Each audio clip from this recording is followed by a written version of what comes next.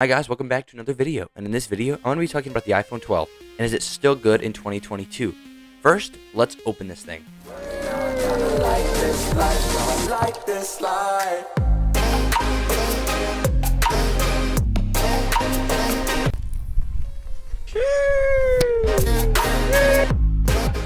This iPhone was the first to bring the square edges, and I kind of dig it. It is no way uncomfortable to hold. I actually like it. Call me weird. It's an aluminum frame with a glass on the back, and it will show your fingerprints. As for the weight, it doesn't bug me. It weighs in at 164 grams, which does not feel uncomfortable to hold at all. It does have an IP68 that's water resistant and up to 20 feet in water. That's like deeper than an average pool. As you can see, the band's on the side, so it does support 5G, which doesn't matter, of course, if you're not in an area that supports 5G, but if you are, bonus. This display is a Super Retina HDR OLED HDR10, and I love the display. It is not 120 Hz, but it is 60 Hz, and for 60 Hz, it's just great, with a resolution of 1170 by 2532 and a 6.1 inch, and again, I just love it. Scrolling through YouTube or anything like that is just so smooth and nice. It is supposedly scratch resistant, but we all know that glass does scratch, especially iPhone screens. As for color accuracy, it's just going to work. That's all I have to say really, is it's just going to work. Everything is just going to be color accurate. With that A15 Bionic and 4 GB of RAM, it's just going to be a perfect all-around phone for 2022. But don't go just yet because we do need to talk about the price. For gaming, it's going to handle gaming like a breeze with that 60 Hz refresh rate. It's not going to be as nice as the 13 with that 120 ProMotion, but for 4 GB of RAM and that A15 Bionic and 60 Hz, gaming is going to feel really nice. It's going to handle anything you throw at it, though you might get some heating on the back. I personally have not experienced this. As for longevity, it'll get the newest update for 5 years to come because Apple supports their phone for 6 years, which is really nice for Apple. Round of applause for Apple. I did notice that the ultra-wide did have a little trouble in low light. The ultra-wide, same with the slow motion. Just take a look at that.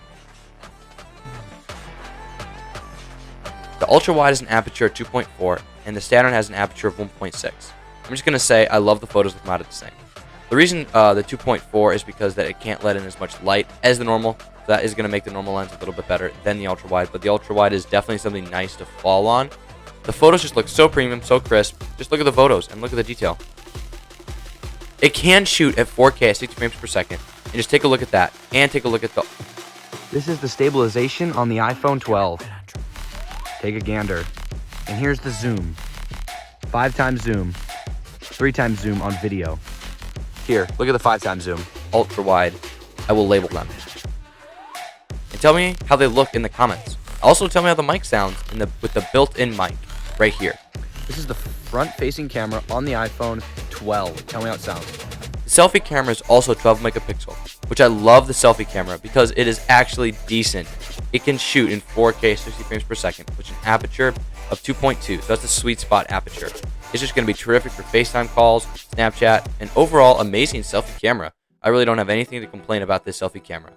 The camera setup on this thing is just so solid. And just have a listen to the speakers. And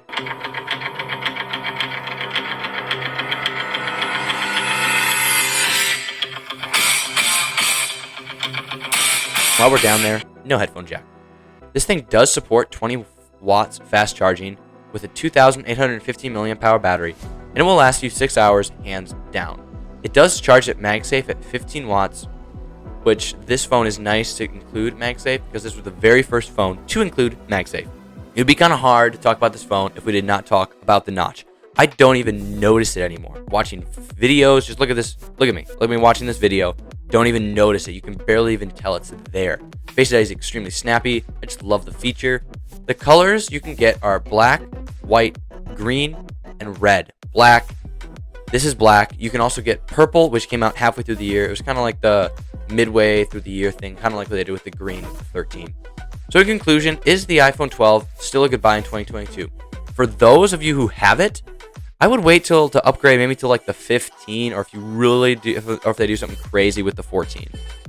But if you guys are thinking of buying this for $500, I would actually like to redirect your attention to the 13. Maybe just saving your money for the 13, because I believe the 13 is $700.